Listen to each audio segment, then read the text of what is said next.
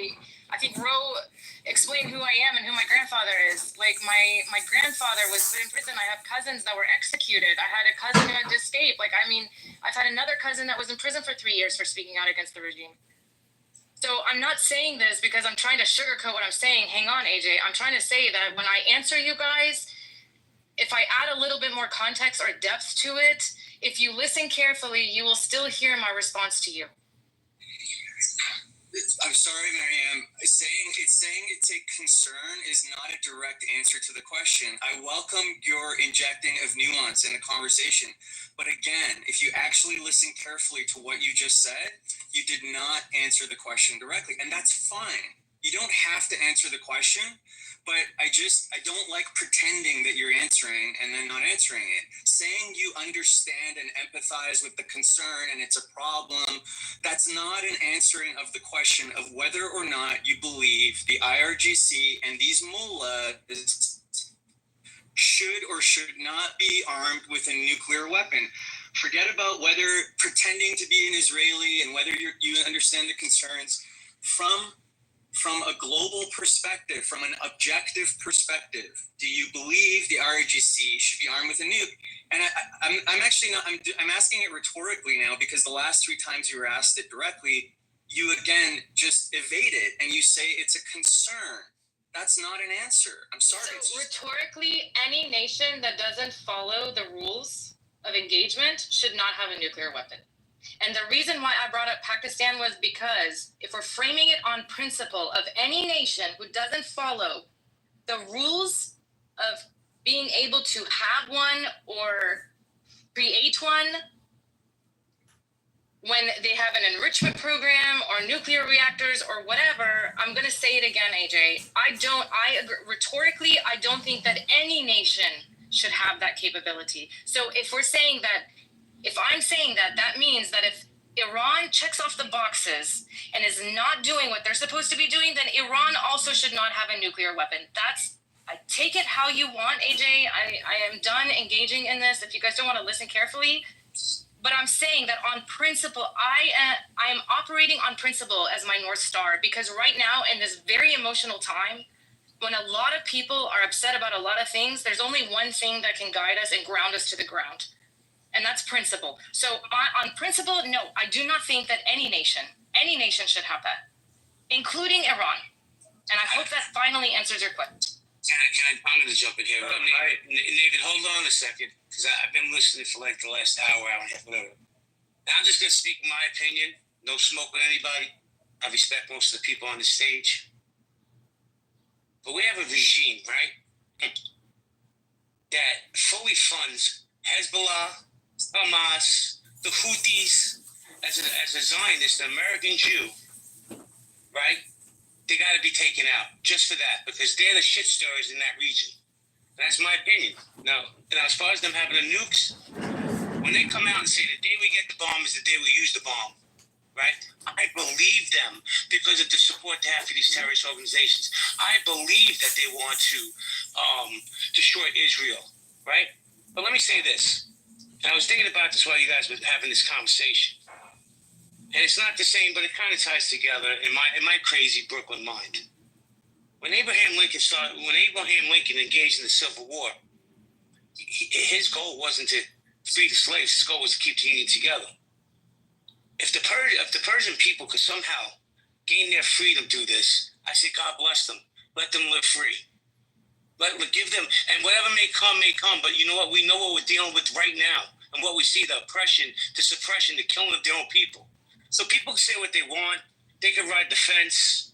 They're smarter than everybody else. There needs to be a regime change just for peace in the world because they support terrorist organizations. Gary.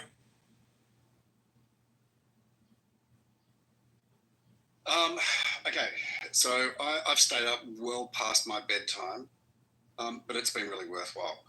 I'm going to be heading off, but I want to say, first of all, thanks JB for allowing us to be able to entertain the idea of being able to cut with the program that you were having prior to this. It wasn't something that was pre-organized. It was really something on the fly, and I just appreciate that.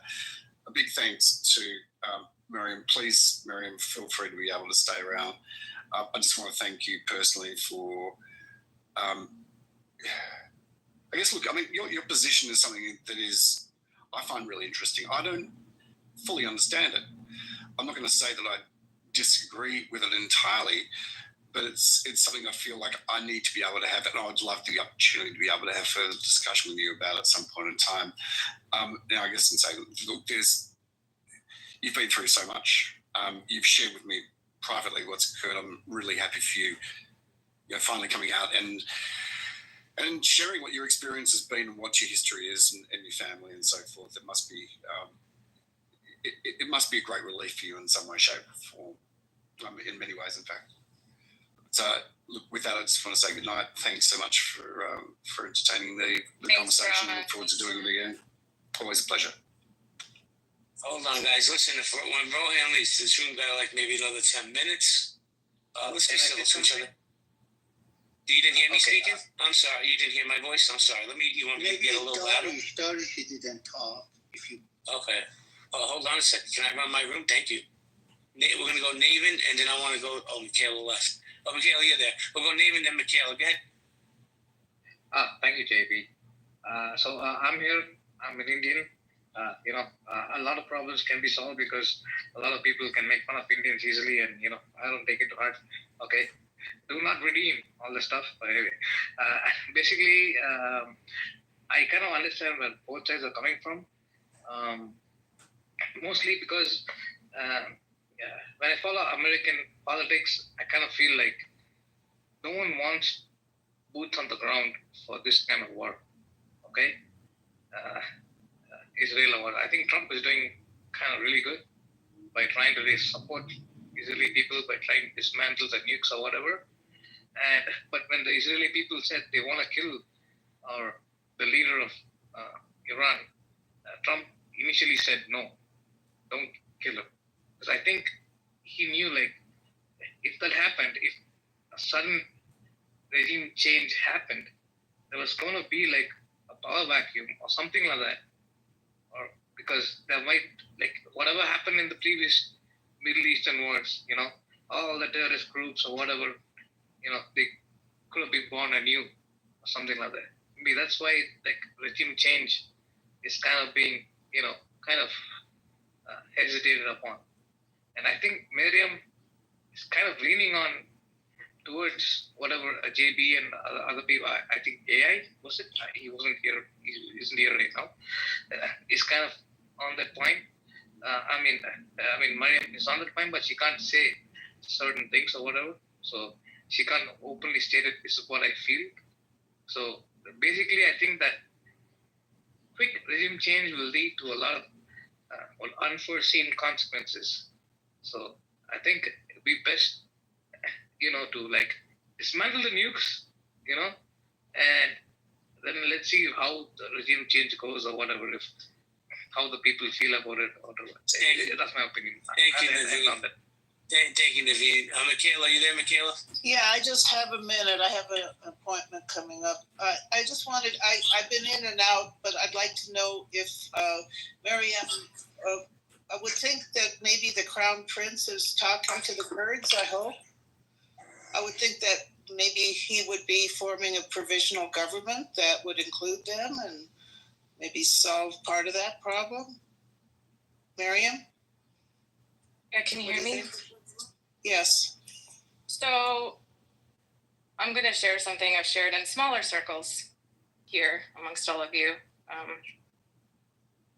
Back when the Masa Amini movement started, the Women Life Freedom movement and all of that started, there was a coalition that was created, and it included the Crown Prince Reza Pahlavi. It included the leader of a Kurdish group that everybody calls separatist group. It included Shirin Ebadi, who's a human rights lawyer. It included, Nazanin Bonyadi and a number of other people. Okay, so it included a nice knights table, if you will, of different people that represent a different faction of people, right? That was the first time in modern history, at least in the last 46 years, I would even venture to say before that even, because it was in your face, out in the public. They had a website, they had coalition meetings, they had press conferences, they had all of this stuff going on, right? And it was the first time that the diaspora, and even on the inside, you saw the movement on the inside, you saw that happen. But then because certain people that had allegiances to one party put pressure on certain people in that coalition, it broke apart, Michaela. So when that happened, a lot of people who are vocal, adamantly vocal, and despise the regime and don't have the same fears I have to speak so loudly about it, those people fell off. They were upset. They thought to themselves, hold on a second here, this really isn't going to happen. This is a joke. They've made a mockery of it, right? So the faith and the trust in that had disappeared. So your question is a really good question. But unfortunately, the trust is not there anymore because you have a lot of people that are very anti-separatist, anti-Kurd separatist. So when they hear a narrative or a faction of the population and you hear a leader talking to somebody like that, you get that. Reza Pahlavi also said in the very beginning, after the dismantling of the coalition, immediately after that, he said, I would even sit at the table with Maryam Rajavi, who's the presumed leader and the self-elected president of the MEK. He got a lot of backlash for that. Lost a lot of supporters. In fact, one of them is a really, really well-known Iranian woman here in these spaces. She said, after that day, I couldn't have anything to do with him. After I saw him a part of that coalition, I couldn't have anything to do with him. This is the complexity that I was talking about when I said I have a fear that right now we're not unified enough for it to make the difference that we are expecting to see. It has nothing to do with my desire to have the regime stay or go. Thank you, Mary. I appreciate you. Paul, how you doing, Paul? Hey, JB. Thanks for letting me on stage.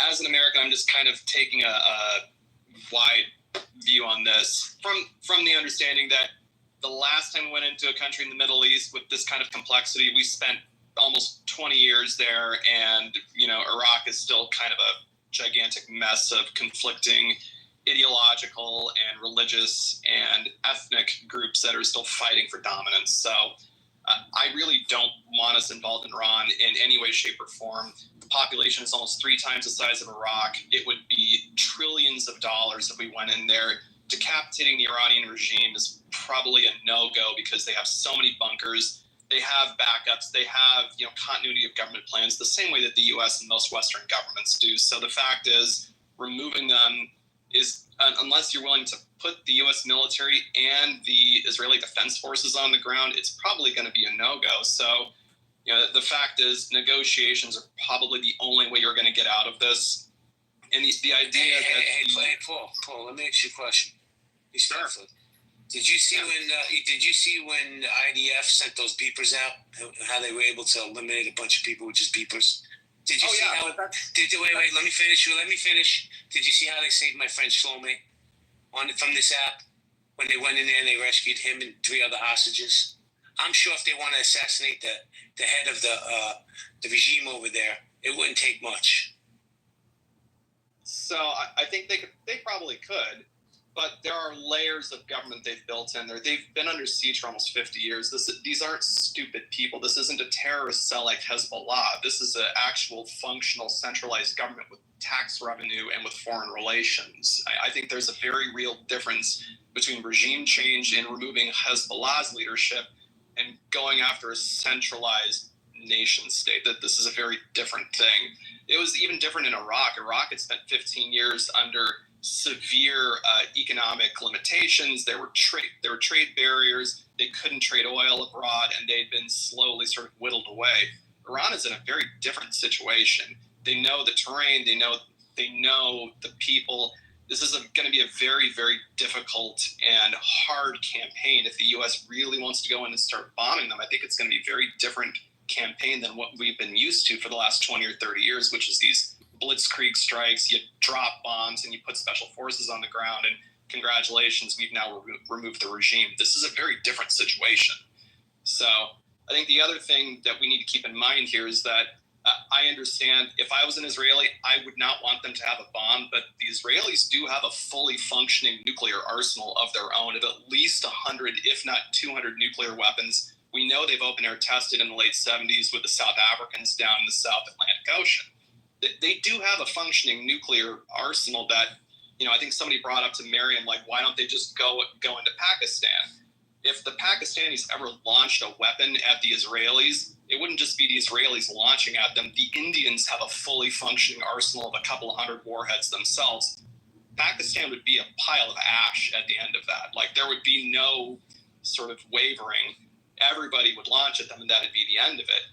The Iranians barely have a delivery platform. Hold on a second. How many conflicts has Israel engaged in since October 7th? Several. And I'm not talking about just Gaza. I'm talking about other areas, right? How many nukes have they fired? They haven't had to, but if the Pakistanis launched a warhead at them, that would be the equivalent of a mutually assured destruction scenario where the Israelis would have no choice other than to use the nuclear weapon in response. And the Israelis do have a functional arsenal, a very large one. Everybody knows about it. It's the worst kept secret in foreign relations. False, right? But he's rude. How am I rude exactly? How is he rude? I thought he was very respectful. All right, to the other mods, TC, Rohan, Hope, Miriam. I'm out of here. You guys want to keep it open, you're more than welcome to. Just let me know. If not, we'll close it down. Miriam, TC. I have to go, but thank you. TC, I sent you a message too. Appreciate it. JB, I'm on my way out. Okay. All right, so we're going to close the room. Guys, been a great room, great conversation. Probably open another one tonight. Everybody be well, be safe, and be nice. He wasn't really telling everybody to move back to Africa, but he was trying to let everybody know that they have African roots. I want to, before we go to Ron, because Ron, this is here, I want you to consider this, because in your last submission, you were talking about the IEA. Eagle Hawk says IEA chief cleans up Israel using their report, states they have no weapon program as of June 20th, 2025. IAE chief says agency's report on Iran's secret nuclear activity wasn't the cause of Israeli military offensive, or offense.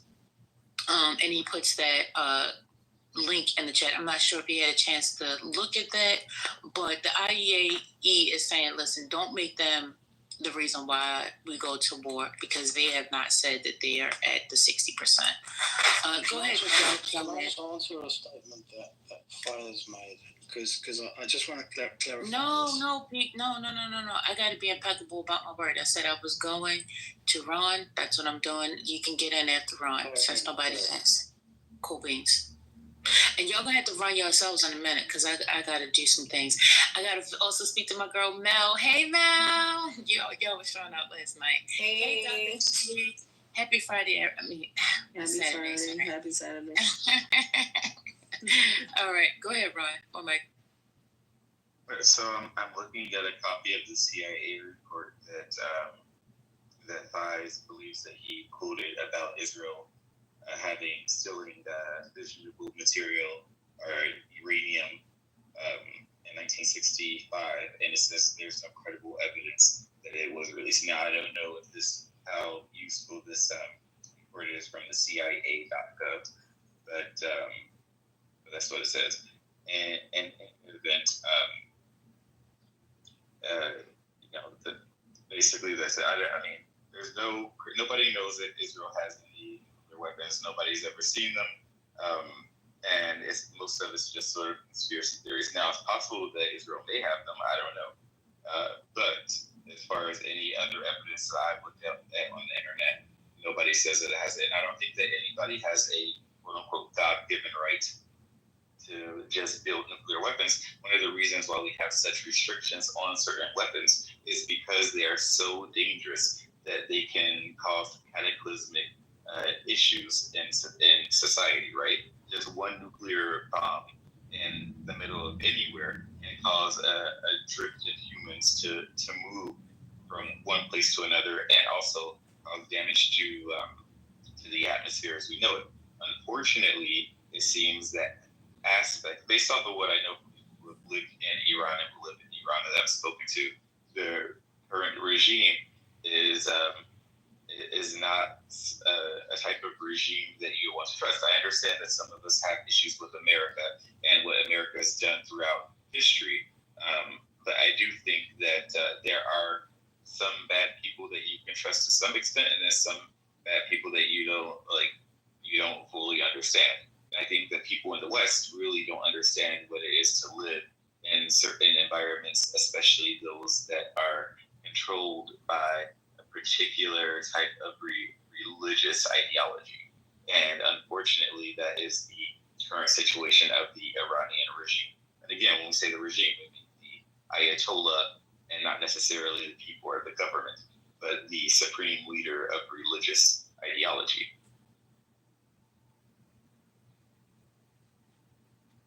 Can I jump in now? I mean, I just wanted to mention, well done, Ron, for saying that.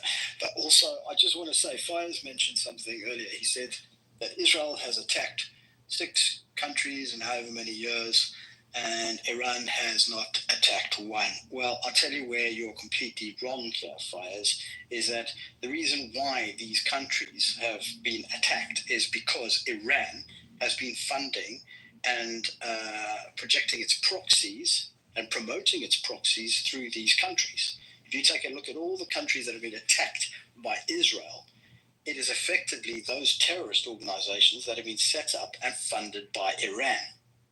Okay, that is the only reason why Israel has had to constantly defend itself. The only reason why Israel has had to do that is because of Iran. All right? So when you talk about the idea that Iran has never attacked another country, Iran has done it in such a way that it's hidden its vicious intent from the rest of the world in the way in which it's doing exactly the same thing with its nuclear program. And for you to sit there and say, so what if it's making 60% of enrichment uranium? Well, the 60% of enrichment uranium is specifically for it to be handed over to its proxies, so its proxies can then use it to attack the rest of the world. And believe you me, it's not only Israel they want. It's the West. And they've made it very clear. And then to sit there and say that they don't want to attack anybody, they don't have any intention to attack anybody, when the Ayatollah himself turns around and says, death to America, death to Israel. To determine other people's life and other people's project. Who are you to determine that? That's the point. Who are you? I'll tell you who I am.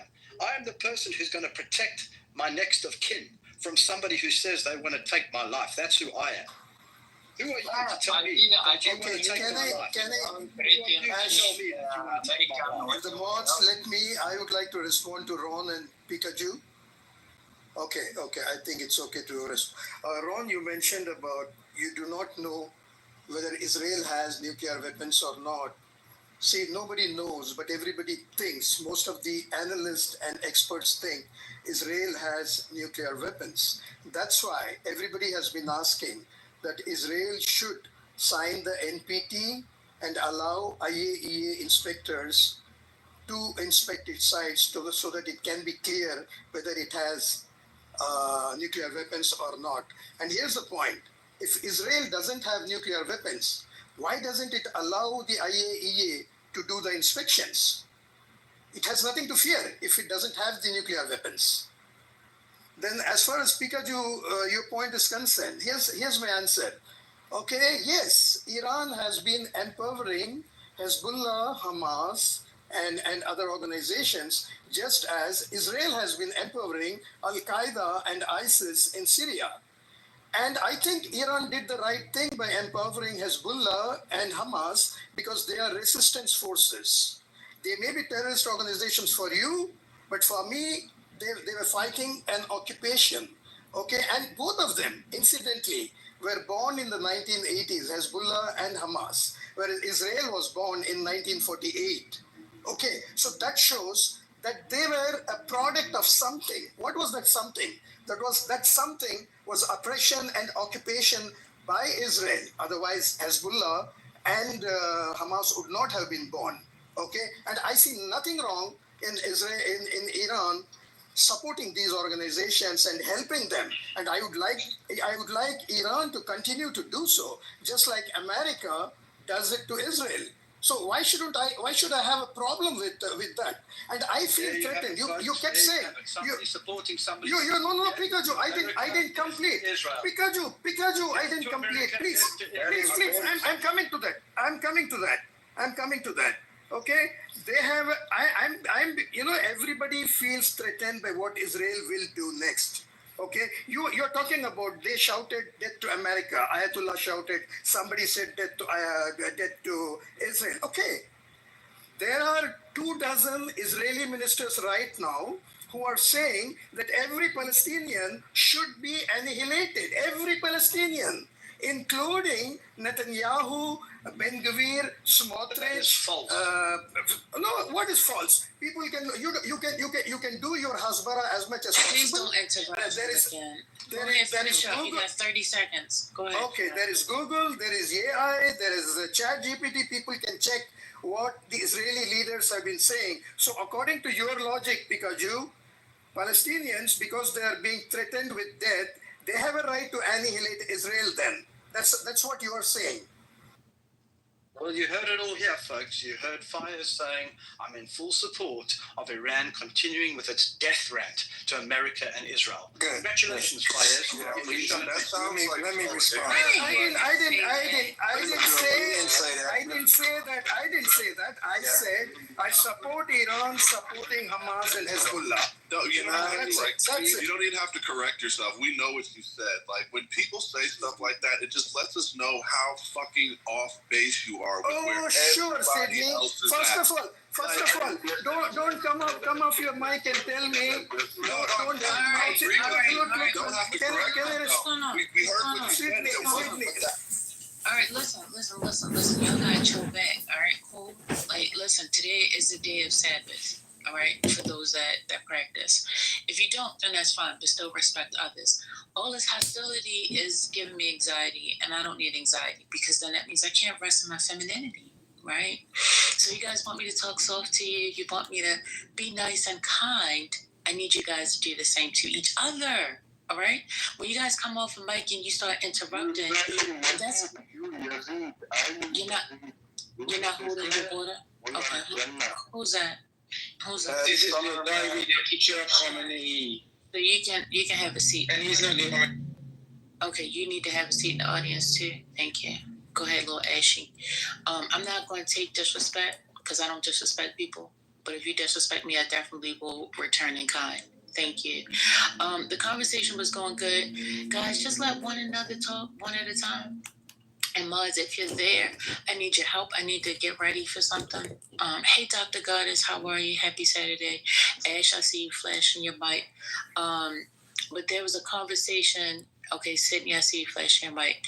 But Sweet was actually the first person that asked, could he speak? So we're going to go to Sweet, Ash, Sydney. But Sydney, you just got on stage and you're starting to pick a fight. I don't know what's going on. Be nice.